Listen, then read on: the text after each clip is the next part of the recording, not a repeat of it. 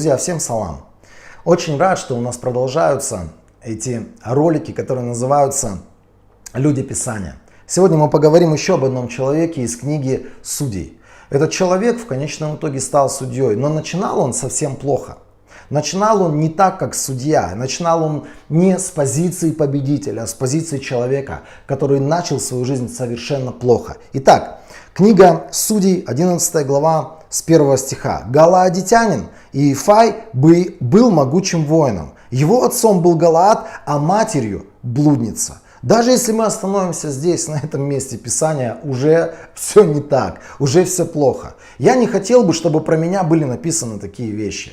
И тем более, любой израильтянин, про которого было сказано, что его мать блудница, это все, это уже человек, ниже падать некуда. Даже был закон о том, что потомки блудниц, они не имеют права входить в храм, там, мне кажется, до 5-го колена, до 5-го поколения. А дальше происходит удивительное. Жена Галаада тоже родила ему сыновей, тоже другая женщина, не та мать Иефая. И когда выросли эти сыновья, они выгнали Иефая. Ты не будешь наследовать в нашей семье ничего, сказали они ему, потому что ты сын другой женщины. История судьи, которая начинается очень печально, которая начинается с отвержения, которая начинается с унижения, с оскорблений. Они его выгнали, они его сделали никем. И дальше мы читаем 3 стих. «Иефай убежал от своих братьев и поселился в земле Тов, где вокруг него собрались изгои, которые вместе с ним совершали набеги». Все, что стал делать этот человек, вокруг себя он собрал кучу отбросов общества, и они стали грабить своих соотечественников.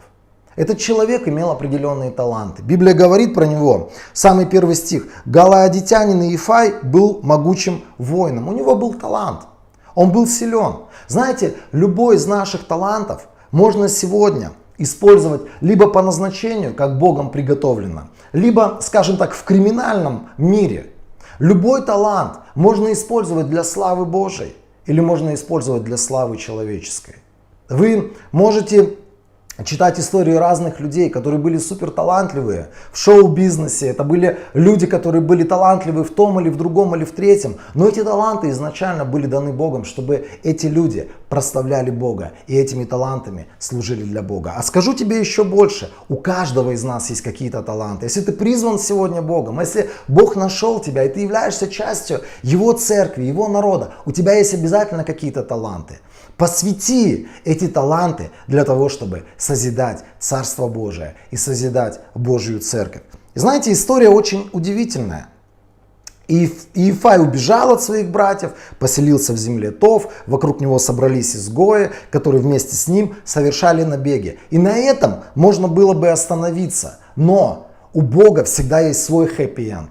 Даже если ты упал, даже если ты не прав, даже если ты, может быть, вообще в болоте сегодня находишься, Бог всегда готов протянуть тебе свою руку.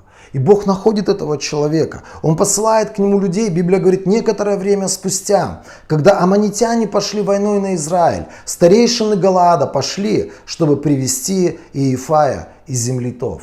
И Бог нашел этого человека. Я тебе могу сказать, может быть, ты пришел сегодня ко Христу через какие-то драматические события в своей жизни. Может быть, ты глубоко падал, может быть, ты был отступником, может быть, ты предавал Христа, предавал каких-то Божьих людей или предавал какие-то принципы. Сегодня ты в церкви, и может быть, ты до сих пор чувствуешь какое-то чувство вины или чувство ненависти к себе самому. Я хочу предложить тебе в этом простом видосе или в этой простой истории из книги Судей, в истории Иефая, хочу тебе предложить, прости себя самого.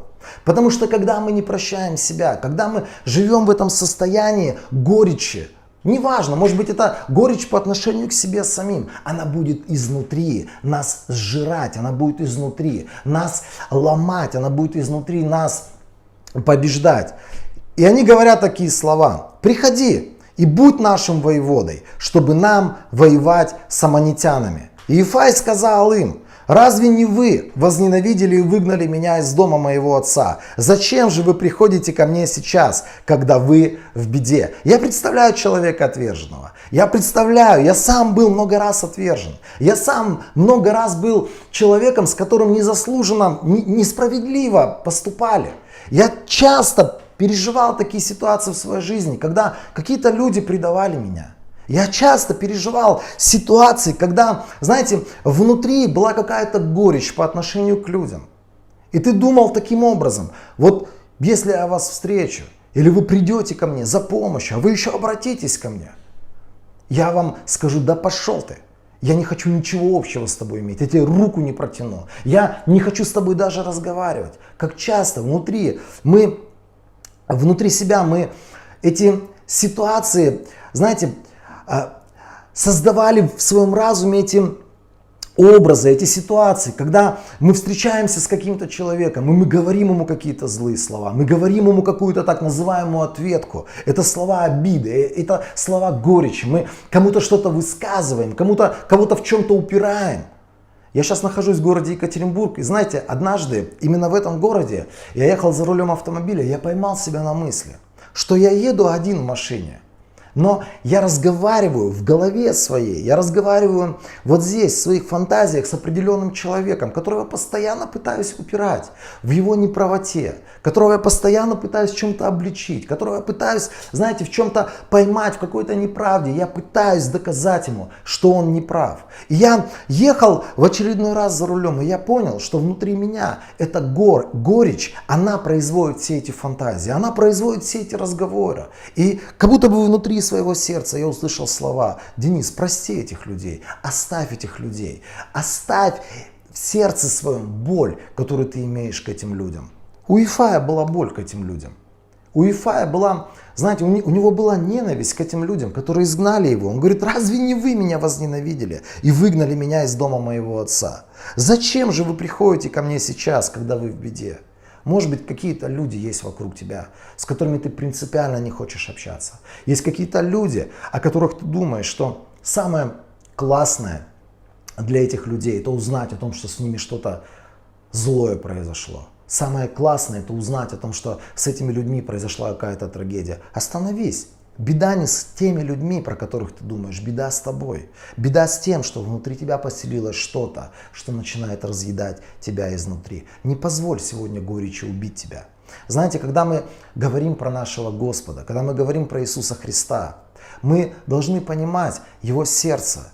Когда Его убивали на кресте, над Ним надсмехались, на Него плевали и Ему говорили: если ты такой крутой, ну сними сейчас себя с креста. Иисус говорил: Господь, прости их, или Отец, прости их, потому что они не понимают, что они творят.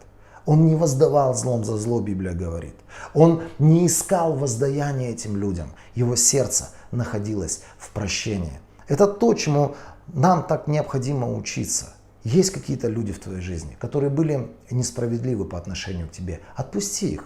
Не храни горечи по отношению к этим людям. Может быть, это самые близкие тебе люди. На самом деле, самые большие потрясения или самые большие раны мы получаем от близких людей. Прости их.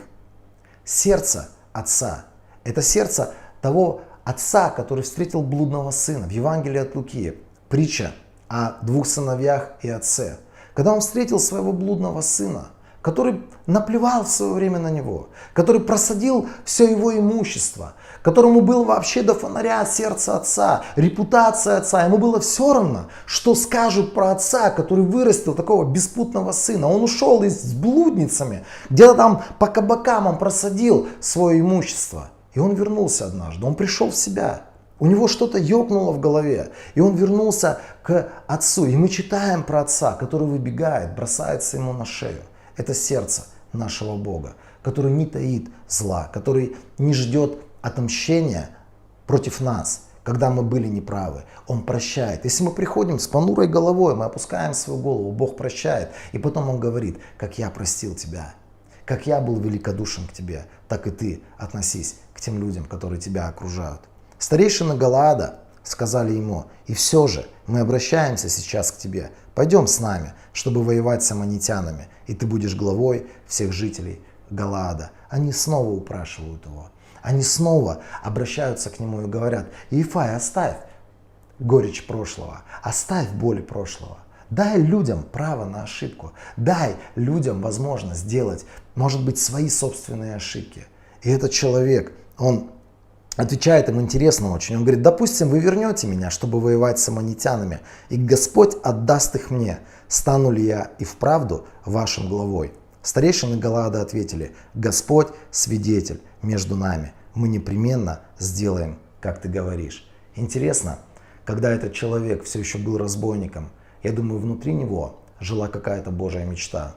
Он мечтал о том, чтобы однажды употребить свою силу для того, чтобы вывести Израиль на битву и победить вместе с Израилем. Он мечтал о каких-то Божьих вещах. И он говорит: на самом ли деле мы, или то, что вы сейчас говорите, так это и будет, что вы поставите меня главой, и я буду вашим главой. Внутри своего сердца он чувствовал призвание. И он был так счастлив о том, что Бог дает ему сегодня возможность выйти из какой-то, знаете, из какого-то болота, из какого-то оврага, в котором он находился, выйти к Божьему свету. Если ты сегодня человек, который, может быть, убил внутри себя призвание Божие, может быть, ты сегодня сидишь в каких-то грехах, ты сегодня сидишь и ты понимаешь, что ты когда-то упал, и ты думаешь, что все пропало, уже ничто никогда не изменится. Смотри на Иефая. Бог снова предлагает тебе сыновство. Бог снова предлагает тебе стать его посланником. Бог снова предлагает тебе стать его священником, его царем на этой земле. Выходи. Выходи из своего состояния. Выходи, может быть, из того болота, в котором ты когда-то, может быть, находился. И слава Богу, если ты, может быть, у тебя никогда не было подобного, что было с Иефаем. Слава Богу за тебя. Ты начал с хорошего уровня. Этот человек начал с минус, там, я не знаю, 30-го, с минус 80-го левела. И он вышел для того, чтобы сделать дела Божии. Если у него получилось, если у Иефая получилось в Ветхом Завете, тем более у тебя получится с твоим любящим Господом, который призывает тебя. Сегодня у тебя есть какой-то талант. Сегодня для чего-то Господь призывает тебя. Может быть, ты упал, а может быть, ты что-то делал неправильно. Обратись сегодня к сердцу Божьему. Бог обязательно примет твой вопль. Обратись сегодня к сердцу Божьему. Бог обязательно примет твое сердце. Если есть какие-то люди, это вторая вещь, если есть какие-то люди, которые были несправедливы к тебе, которые неправильно обращались с тобой, прости этих людей. Не позволь горечи победить тебя. Итак, это маленький урок из книги Судей, из истории Иефая. Пусть Бог благословит каждого из нас. Аминь.